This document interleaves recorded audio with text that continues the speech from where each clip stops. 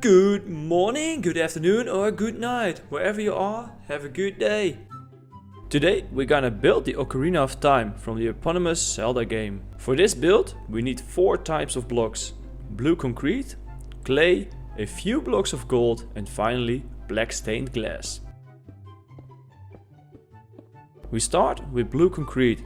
Start at a height of 8 blocks. Make 2 squares of 3 by 3. Keep a gap in the middle.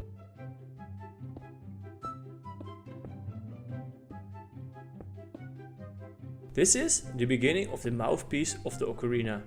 Continue with a square turned 45 degrees. This more looks like a kind of diamond, a filled rupee. The origin of the ocarina is unknown, but Princess Zelda mentions that the sacred instrument has been secretly passed down for generations within the royal family of Hyrule. Our hero, Link, his instrument was introduced in the year 1998 in the well-known game Ocarina of Time. To make our instrument, we need to make a 5 by 5 square, leaving the corners free of blocks. Make this square 3 rows thick. We have now arrived at the part of the mouthpiece where the logo, the Triforce, is depicted. I use clay for this, but you can also use white concrete for example. Make a row of 5 blocks at the top, 3 on the sides and at the bottom row 5 blocks as well. We keep the top of the mouth part flat, so that we can nicely make the Triforce on it with gold blocks later on. Now that the first layer has been created, we can add the second one. Here we use 7 blocks of clay at the top, followed by 4 blocks down and 1 in. Finish the bottom with 7 blocks as well. We do this for another 2 rows until we have 11 blocks at the top. The Zelda games were one of the first games I played as a kid. I really didn't get it, but was blown away by the quality and graphics of the game. Nowadays, if a game has the same graphics, no one would buy it anymore. But for that period, it was amazing. Along with Mario Kart, Pokemon Stadium, Super Smash on the Nintendo 64.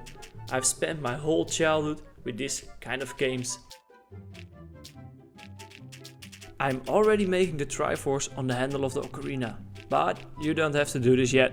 Later in the video I will put this one more row up. This will look much better later on. I haven't really figured out how to make the Triforce pieces more triangular. That's why I stick with this design with the gold blocks. Then add the same kind of shape to the mouthpiece as we made before. So 11 blocks up and down, 6 on either side and 1 inside on the bottom. Once you've done this, we can start with the funniest but most difficult part, shaping the ocarina. I will add a picture in the bottom left of how I made it, so you can follow it quietly and also may take the same form as the ocarina from the first Zelda games. Start with the shape at the level of the 3rd block from the side. I'll let the video play so you can recreate it in your own Minecraft world. If you have built this, let me know in the comments. I'm curious if yours turned out even better and if you can find just as amazing destination for it as I did. Link only gets the Ocarina of Time after he has traveled through the door of time to get the coveted Master Sword. We have made Link his Master Sword in an earlier build. If you want to see it, check out my other tutorials. The Ocarina of Time has several songs that can be played by Link. There are several warp songs that transport you to different locations, as well as songs that are used to solve difficult puzzles in the game. If you don't know, try every song out there. And finally, you can also summon Scarecrow Pierre with a different song. In the game Majora's Mask, before Link departs the land of Hyrule, Princess Zelda gives the Ocarina of Time to Link as a memento of the time they've spent together. She also teaches Link the Song of Time, a melody that holds a special meaning to her. But as we know Link, he will lose the Ocarina of Time not much later. And many events await our hero. After this short Ocarina of Time lesson, we can fill in the rest of the ocarina. First of all, make an extra row on and under the created shape, so that it's 3 rows thick. We then start with a row which each block is one inside of the previous row. Do this for the entire shape for 2 more layers. Leave the center of the shape empty. We will make this a complete shape later. For now, we will continue to follow this until we are done with these 2 layers. If you want to skip this, go to about 6 minutes and 20 seconds or enjoy some Super Mario sounds. Here we go!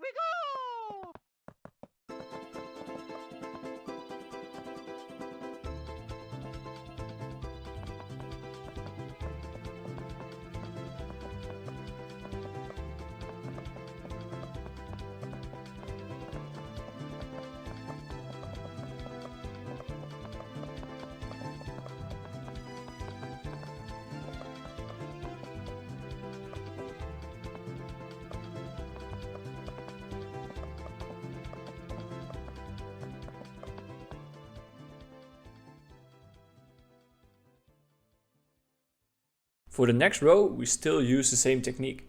Place a block in front of the previous row and leave the corners free. But now we fill in the front, the tip, of the Ocarina of Time. Like the real ocarina, the back is a bit more rounded than the front. In this way, the ocarina seems a bit more pointy than when we fill it in the same way as before. We have now arrived at the last 2 layers. Here can you just leave the inner block. We make a figure with some curls, filling in the top layer completely. If you were able to follow this well and curious about my next creations, leave a thumbs up and subscribe to my channel if you don't want to miss anything. Leave a comment what you would like to see in the future, and who knows, maybe I will build it the next time. In the meantime, I'm looking at some other Nintendo related builds that might be interested. But for now, fill in the top completely so that you get an even surface.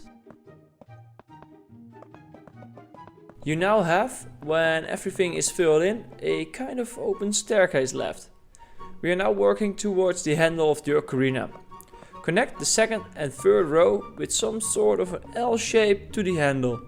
Then we make an increment of 7 blocks equal to the Triforce. From here we can continue on the other side, making the L shapes to the other layers.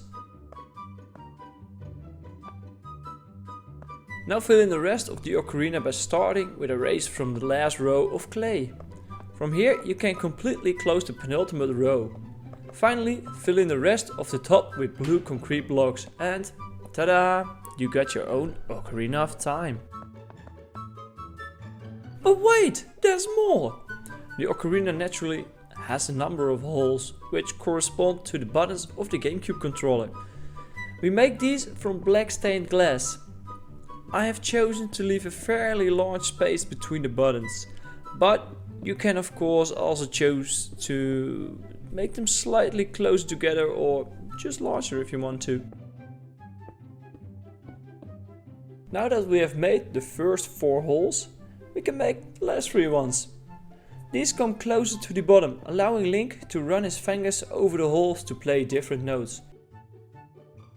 With the GameCube controller, you had to use the D-pad or the A button. This allowed you to make the notes sharper or more flat. I make the first hole in row 2 and 3 of the Ocarina of Time, where we place the second one a little higher on row 3 and 4. Finally, we place the last one on row 2 and 3 again, without making a square, so the hole seems to run slightly with the curvature of the ocarina. If you've done this, we are almost done with this build. The last thing I mentioned before is changing the Triforce. We place the Triforce 1 row higher. You can now start decorating the inside of the Ocarina of Time. I also did this quickly. I recreated Link's beautiful dream and nightmare chickens with an entrance thanks to all his drool in the ocarina.